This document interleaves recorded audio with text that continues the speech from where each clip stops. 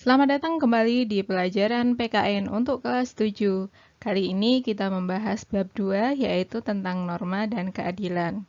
Karena video ini akan panjang, mengingat materi yang juga panjang, maka akan dipecah ke dalam 3 bagian.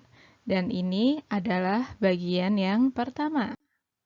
Sebelumnya terima kasih banyak kepada Slidesgo yang sudah mempercantik tayangan materi yang saya buat. Terima kasih banyak Slidesgo.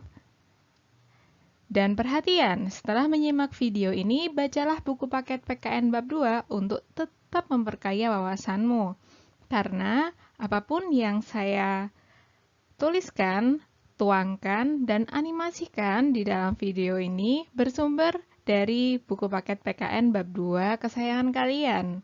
Dan hanya beberapa poin penting saja. Jika kalian ingin tetap memperkaya wawasan, silahkan baca lebih lengkapnya di buku paket PKN Bab 2. Baik, mari kita mulai. Norma. Apa itu norma dan apa hubungannya dengan keadilan? Sebagaimana judul yang tertera pada halaman pertama video ini. Kita sering mendengar kata norma, tapi kira-kira apa ya yang sebenarnya dimaksud dengan norma? Terlebih, ini ada hubungannya dengan keadilan. Menurut Aristoteles, manusia adalah zoon politikon, yang artinya selalu hidup berkelompok dalam masyarakat. Ini adalah pernyataannya dalam buku yang berjudul Politik. Aristoteles ini adalah seorang filsuf yang hidup ratusan tahun lalu dan merupakan filsuf yang ternama hingga saat ini. Karena manusia selalu hidup berkelompok, maka manusia itu merupakan bagian dari manusia lain yang hidup bersama-sama. Contohnya pada gambar. Semuanya saling terlibat, semuanya saling berhubungan, dan dalam keadaan yang damai. Manusia pada dasarnya punya dua kedudukan loh, termasuk kita juga punya dua kedudukan. Yang pertama, kita sebagai makhluk individu dan sebagai makhluk sosial. Keduanya berjalan bersamaan.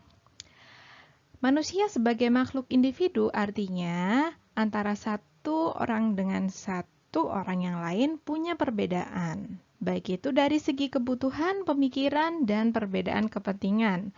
Contohnya saja, Pak Tani butuh cangkul, butuh arit, butuh penyubur tanah, dan pengusir hama dalam kesehariannya. Ini berbeda dengan pelajar yang tidak membutuhkan itu semua dalam kesehariannya. Begitu pula antara pelajar, katakanlah pelajar perempuan dengan pelajar laki-laki pasti punya kebutuhan yang berbeda. Kemudian sebagai makhluk sosial, manusia atau kita membutuhkan orang lain. Sehingga kita tergabung ke dalam kelompok yang punya keinginan dan harapan yang harus diwujudkan secara bersama-sama. Contohnya seperti ini, kita butuh dokter untuk memelihara kesehatan kita manakala sakit. Kita butuh polisi untuk menjaga keamanan secara umum. Kita butuh Pak Tani untuk mengamankan persediaan pangan kita secara umum. Dan kita butuh orang tua serta pelajar yang lain. Setidaknya ada 3 kategori kepentingan yang dilindungi oleh hukum atau norma ya. Nah, kita mulai dari yang paling dekat dari kita yaitu kepentingan pribadi.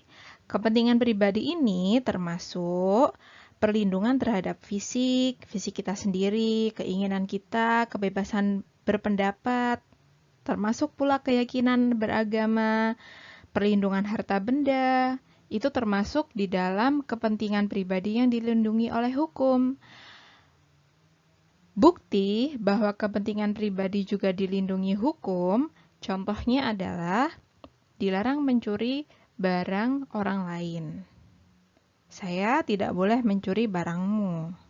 nanti saya kena hukum, entah itu dipermalukan di kelas misalnya, atau dipandang sebagai orang yang tidak dapat dipercayai. Nah, itu salah satu konsekuensinya ya, dan bukti bahwa kepentingan pribadi juga dilindungi oleh norma.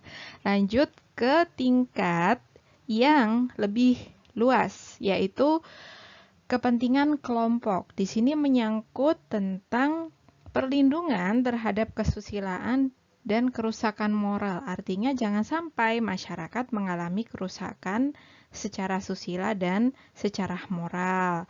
Contohnya ada peraturan-peraturan tentang pemberantasan korupsi, peraturan-peraturan tentang kebebasan berpendapat, peraturan-peraturan yang sifatnya lebih tinggi dan sempurna. Kemudian yang terakhir ada kategori yang sifatnya meliputi kesemuanya, yaitu kepentingan umum. Di sini contohnya adalah negara sebagai badan hukum yang mempertahankan keberadaannya dan mempertahankan diri dari serangan lain. Itu kalau dari luar ya. Kalau secara dalam atau secara internal, negara menjaga seluruh fasilitas-fasilitas dan kekayaan-kekayaannya, seperti perlindungan terhadap hutan hujan, perlindungan terhadap kesehatan masyarakat. Nah, itu untuk satu negara ya, itu termasuk ke dalam kepentingan umum. Nah, di dalam kepentingan umum ini juga meliputi kepentingan pribadi dan kepentingan kelompok. Sementara itu, ada seorang ahli hukum dari bangsa Romawi yang menyatakan bahwa di mana ada masyarakat, disitulah ada hukum. Ubi societas ius, istilah Latinnya seperti itu. Jadi dimanapun ada masyarakat, di situ ada hukum. Artinya walaupun di situ ada sekelompok orang, katakanlah 5 atau 3 atau 10, di situ pasti ada peraturan atau hukum. Nah, dari pemaparan tersebut, norma dapat dikatakan sebagai kaidah hidup yang mempengaruhi tingkah laku dalam bermasyarakat. Atau secara super singkatnya, norma adalah aturan. Aturan yang mengatur kehidupan warga, kemudian dipakai sebagai panduan untuk mengendalikan tingkah laku.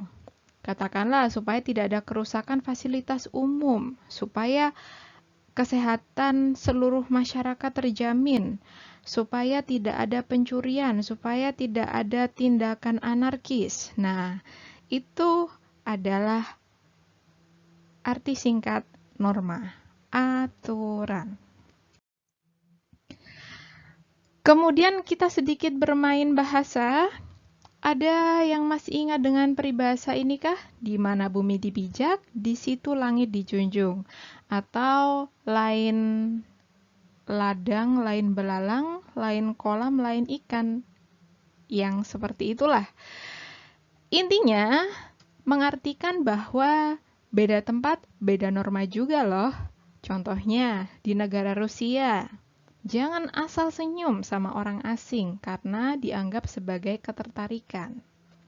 Sementara di negara seperti negara Indonesia, senyum itu dianggap sopan dan sebagai tanda ramah, bahkan pada orang asing. Contohnya, karyawan toko yang senyum pada pelanggan itu dianggap bahwa toko ini ramah. Tetapi jika di Rusia, pegawainya tidak senyum karena nanti dianggap ada ketertarikan tertentu. Jadi, jika suatu hari nanti kalian mendapatkan kesempatan untuk mengunjungi tempat yang beragam, perhatikan norma yang berlaku di situ ya. Setidaknya, berdasarkan penggolongannya, norma itu ada 4. Kesusilaan misalnya, yaitu norma yang bersumber dari suara hati manusia, tidak bisa dibohongi. Contohnya, ketika berbohong, tapi tidak ada yang tahu, itu ada rasa tidak enak di dalam hati. Nah, itu termasuk ada rasa benar dan salah, atau istilah lainnya sense of right or wrong. Ini yang ada pada manusia secara umum, secara normal. Kecuali pada manusia atau individu yang mengalami gangguan jiwa tertentu sehingga fungsi sense right or wrong ini agak terganggu. Nah, norma ini nggak bisa dibohongi oleh siapapun, termasuk orang itu sendiri. Atau contoh lain, misalnya ada seorang ibu-ibu yang di pasar dompetnya jatuh. Ibu-ibu itu kelihatan sangat lemah. Secara norma susila, apakah ya tega sampai hati dompetnya dicuri? Pasti dikembalikan. Pasti ibu itu dipanggil, "Bu, ini Bu, dompetnya jatuh." Contohnya seperti itu. Selanjutnya norma kesopanan. Nah, ini sumbernya sudah beda lagi, bukan dari hati nurani manusia, tetapi dari tata kehidupan atau budaya masyarakat yang berlaku di situ. Misalnya nih, kalau di kampung-kampung ada orang tua duduk di depan toko, misalnya kita lewat sebagai anak muda pasti permisi dulu. Kalau kita tetap berjalan tegap di hadapan orang tua yang duduk, sudah pasti dianggap tidak sopan. Atau misuhi orang tua misalnya, itu kan tidak sopan. Gitu. Pasti dianggap bukan anak yang baik, anak tidak sopan, pasti. Karena itu termasuk ke dalam norma kesopanan. Lain lagi dengan norma agama yang sumbernya langsung dari Tuhan Yang Maha Kuasa. Indonesia punya agama yang berbeda-beda ya, sehingga setiap aturan agama pasti berbeda. Misalnya, di agama satu memperbolehkan makan daging babi, sementara di agama yang lain tidak boleh memakan daging babi karena haram. Yang terakhir adalah norma hukum. Dari semua norma, norma satu ini yang paling sifatnya memaksa, paling keras, dan mengandung konsekuensi yang gak main-main.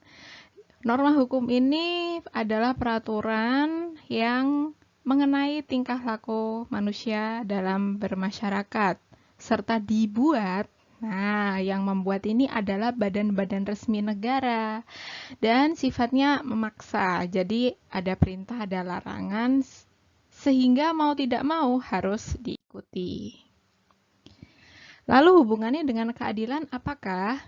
Kita lihat dulu arti keadilan itu sendiri. Keadilan di sini berdasarkan KBBI untuk kamus yang versi online artinya adalah sama berat, rata, tidak memihak, tidak berat sebelah, dan tidak sewenang-wenang. Itu untuk kata adil ya, kata dasarnya. Sementara untuk keadilan sendiri adalah sifat perbuatan yang adil atau kondisi kebenaran ideal secara moral mengenai suatu hal, baik itu soal benda ataupun orang. Oke deh, setelah kita tahu apa itu artinya norma dan keadilan secara umum, terus apa hubungannya antara norma dengan keadilan? Pada dasarnya, manusia itu kan hidup dalam masyarakat sebagai makhluk sosial dan sebagai makhluk individu.